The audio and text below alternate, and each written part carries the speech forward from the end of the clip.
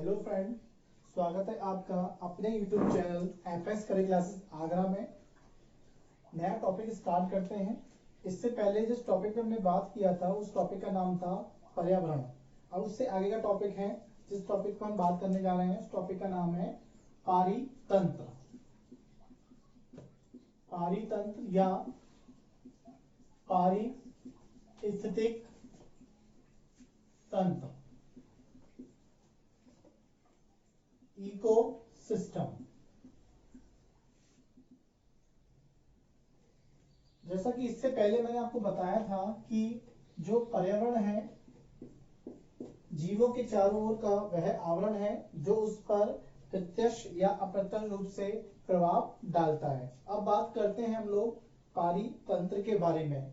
ये वह तंत्र है जिसमें सभी जीवधारी एक दूसरे के साथ क्रिया करते हैं और साथ में मिलजुल कर रहते हैं।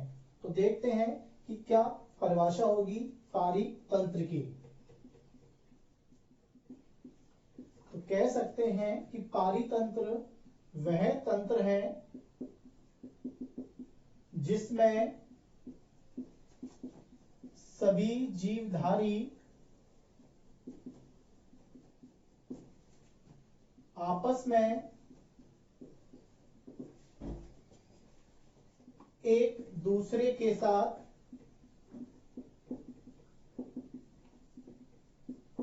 तथा वातावरण के भौतिक व जैविक घटक के साथ क्रिया करते हैं, जिसमें वह रहते हैं। तो कह सकते हैं कि पारितंत्र वह तंत्र है जिसमें सभी जीवधारी आपस में एक दूसरे के साथ क्रिया करते हैं, जिसमें वह रहते हैं। अब जानते हैं कि ये पारितंत्र शब्द हमें किसने दिया। पारितंत्र शब्द A.G. पेंसिले ने दिया है 1935 ईस्वी में।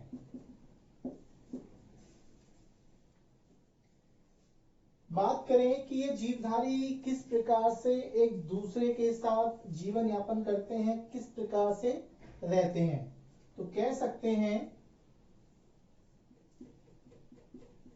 पारितंत्र का अध्ययन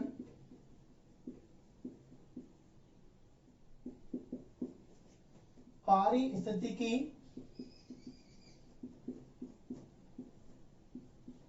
या इकोलॉजी कहलाता है। पारितंत्र का अध्ययन पारिस्थितिकी या इकोलॉजी कहलाता है। इकोलॉजी शब्द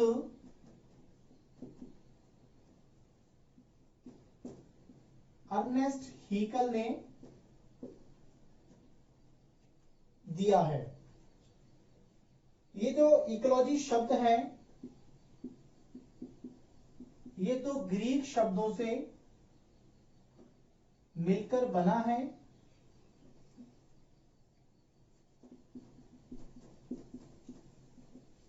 एक शब्द है ओइकोस और दूसरा शब्द है लोगोस। कह सकते हैं कि इकोलॉजी शब्द दो ग्रीक शब्दों से मिलकर बना है, ओइकोस और लोगोस। ओइकोस का अर्थ है रहने का स्थान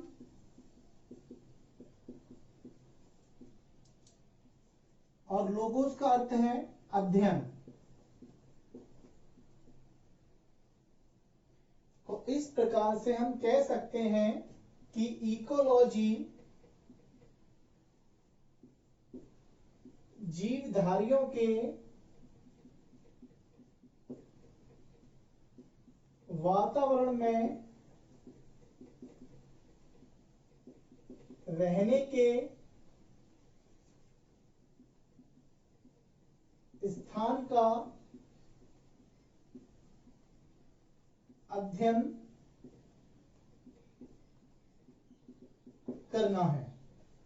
तो कह सकते हैं कि इकोलॉजी जो है जीवधारियों के रहने के स्थान का अध्ययन करना है, किस प्रकार से जीवधारी एक दूसरे के साथ रहते हैं, इस बात की अगर स्टडी करें तो इसे इकोलॉजी हम कहेंगे।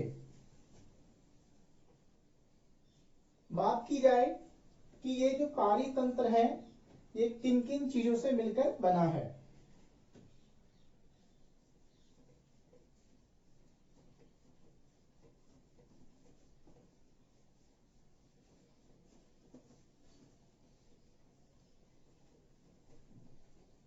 अब हम बात करते हैं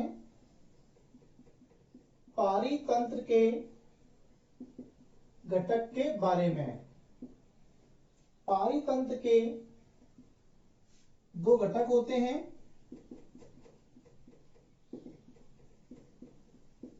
जैविक घटक और अजैविक घटक।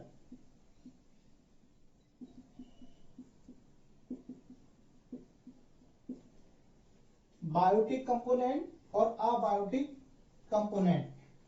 जैविक घटक के अंतर्गत शामिल करते हैं उत्पादक को, उपभोक्ता को और अपघटनकर्ता को या अपघटक को। अजैविक घटक के अंतर्गत शामिल करते हैं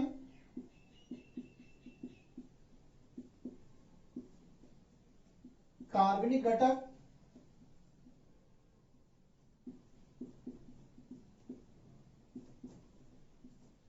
अकार्बनिक घटक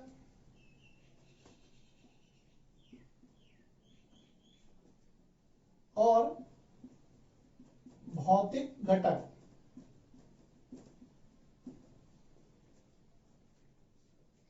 कार्बनिक घटक के अंतर्गत आता है प्रोटीन, वसा,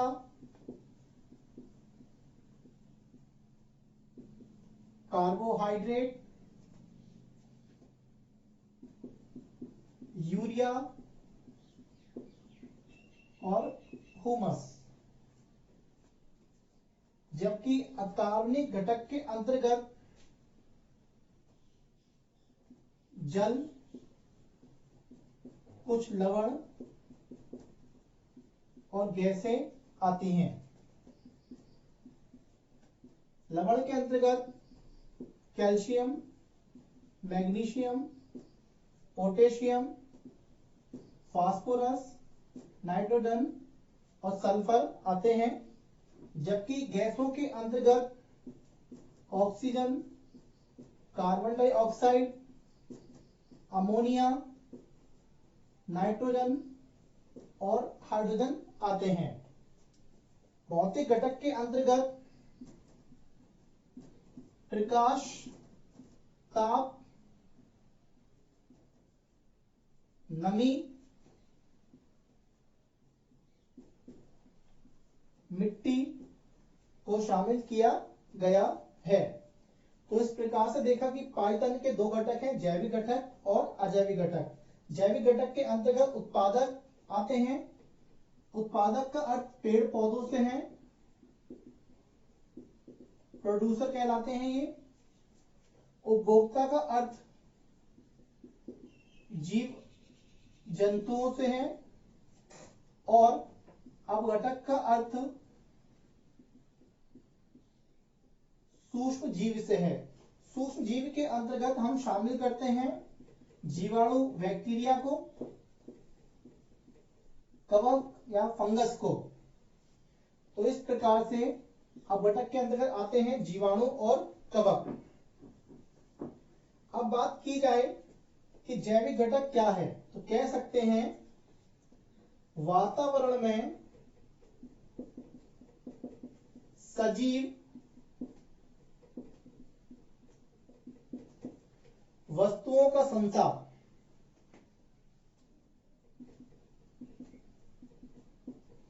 जैविक घटक कहलाता है और वातावरण में निर्जीव वस्तुओं का संसार अजैविक घटक कहलाता है। अब बात करते हैं हम लोग जैविक घटक के बारे में।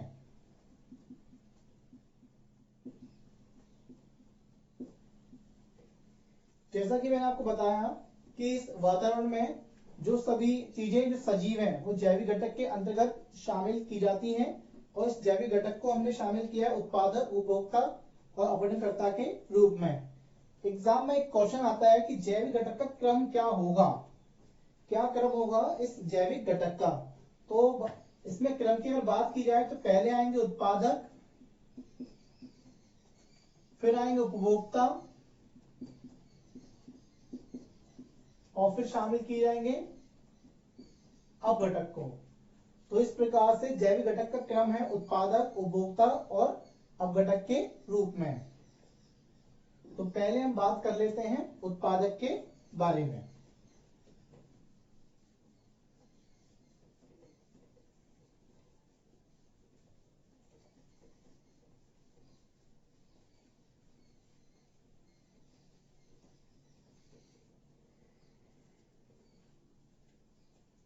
जैसा कि इसके नाम से मालूम चल रहा है आपको, उत्पादक, उत्पादक वो होंगे जो किसी चीज का उत्पादन करेंगे। उत्पादक किस चीज का होगा?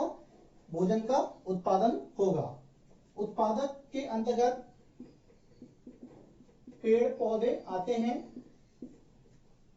कह सकते हैं कि पेड़ पौधे उत्पादक हैं। उत्पादक इसीलिए क्योंकि ये स्वपोषी होते हैं, ऑटोट्रोपिक, स्वपोषी, स्वयं भोजन का निर्माण करने वाले, स्वयं भोजन बनाने वाले।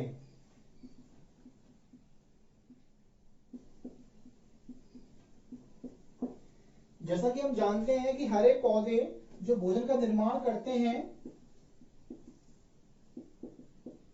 उस क्रिया को हम प्रकाश संश्लेषण कहते हैं, फोटोसिंथेसिस कहते हैं।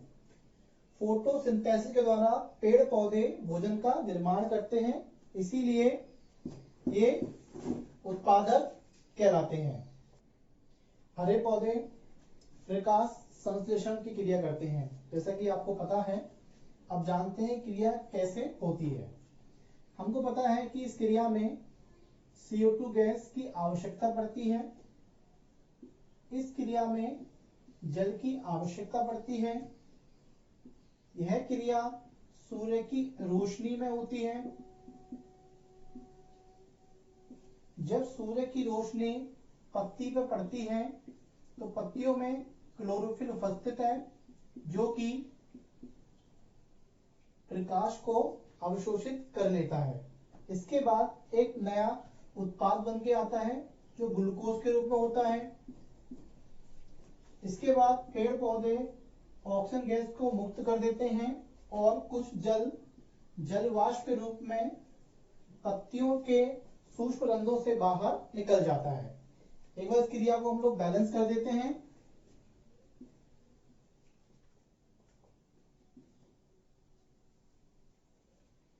तो जैसा कि मैंने आपको बताया कि इस क्रिया में कार्बन डाइऑक्साइड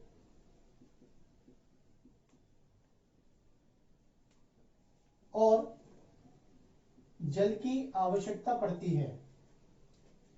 सूर्य की रोशनी इस क्रिया के लिए आवश्यक है, क्योंकि यह क्रिया दिन के समय होती है, जबकि रात के समय पेड़ पौधे श्वसन क्रिया करते हैं।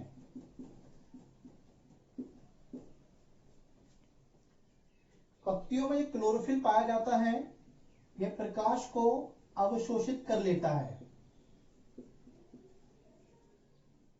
यानी कह सकते हैं कि क्लोरोफिल का कार्य प्रकाश को अवशोषित करना है। इस क्रिया में एक नया उत्पाद बन के आता है। यह ग्लूकोज के रूप में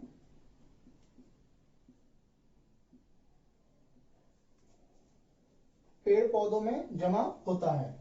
इस क्रिया में ऑक्सीजन गैस मुक्त कर दी जाती है वातावरण में, तो जीवधारियों के सांस लेने के लिए उपयुक्त है। इस क्रिया में जल वाष्प के रूप में वातावरण में छोड़ दिया जाता है।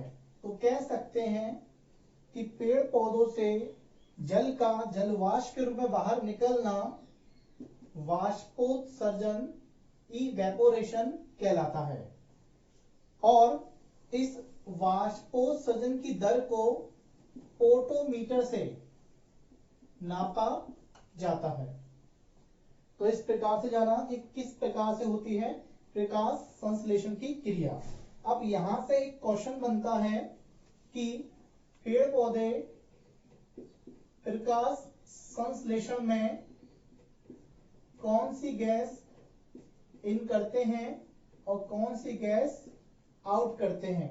तो जैसा कि आपको पता है कि पेड़ पौधे प्रकाश संश्लेषण में CO2 गैस को इन करते हैं और O2 गैस को आउट करते हैं, जबकि पेड़ पौधे श्वसन क्रिया में ऑक्सीजन गैस को इन करते हैं और CO2 गैस को आउट करते हैं। तो अगर आपसे कहा जाए कि पेड़ पौधे ऑक्सीजन और कार्बन डाइऑक्साइड गैस दोनों ही गैसों को लेते हैं और दोनों ही गैसों को छोड़ते हैं, तो ये बात बिल्कुल सही होगी, क्योंकि यहाँ पर नहीं बताया जा रहा कि क्रिया कौन सी है, प्रकाश संश्लेषण की क्रिया है या फिर श्वसन की क्रिया है। लेकिन ये दोनों ही गैसें इन होती हैं और दोनों ही गैसें आपकी आउट की जाती हैं। तो ये बताया मैंने आपको उत्पादक के बारे में। अब जानते हैं हम लोग नया जो हमारा टॉपिक है वो है उपभोक्ता। उपभोक्ता के बारे में जानते हैं।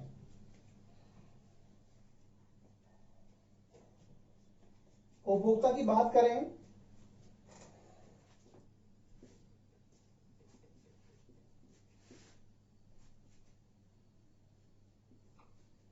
यानी कि अब हम बात कर लेते हैं कंज्यूमर की, उपभोक्ता।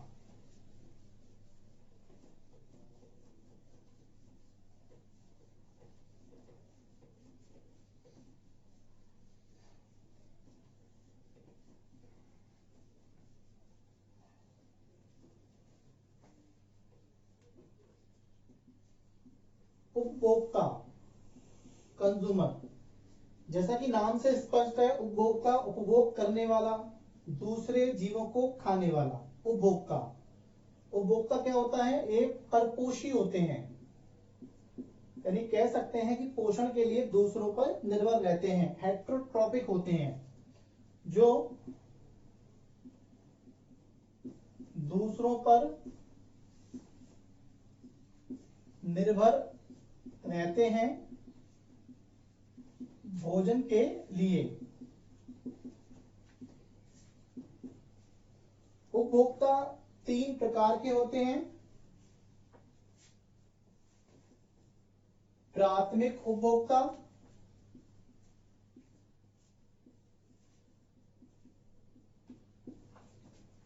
द्वितीयक उपभोक्ता,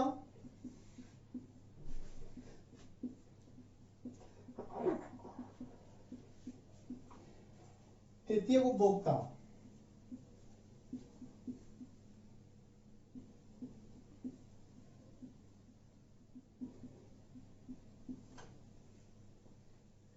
प्राथमिक उपभोक्ता को हम कह सकते हैं शाकाहारी, हर्बीवोरस। द्वितीय उपभोक्ता को हम कह सकते हैं मांसाहारी, कार्निवोरस। और तृतीय उपभोक्ता हम कह सकते हैं उच्च मांसाहारी, टॉप लेवल कार्निवोरस। तो जैसा कि आपको पता है कि शाकाहारी कौन होता है, शाकाहारी वह होते हैं जो हरे पेड़ पौधे खाते हैं, जो हरे पेड़ पौधे खाते हैं, उन्हें हम प्राथमिक उपभोक्ता कहते हैं। जैसे हिरन, गाय, खरगोश,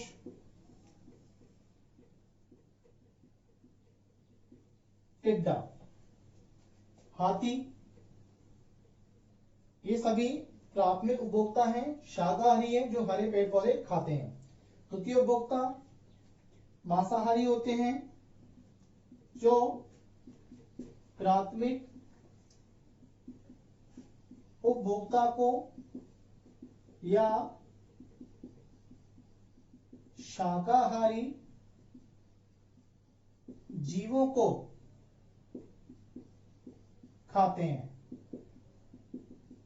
जैसे इसमें हम किसे शामिल करेंगे, जैसे लोमड़ी द्वितीय उपभोक्ता में आती है, जैसे भेड़िया द्वितीय उपभोक्ता है, मेढक, छिपकली, चिड़िया, ये सभी तृतीय उपभोक्ता कहलाते हैं। तृतीय उपभोक्ता उच्च मांसाहारी, जो प्राथमिक उपभोक्ता को, द्वितीय उपभोक्ता को और अपनी श्रेणी के किसी दूसरे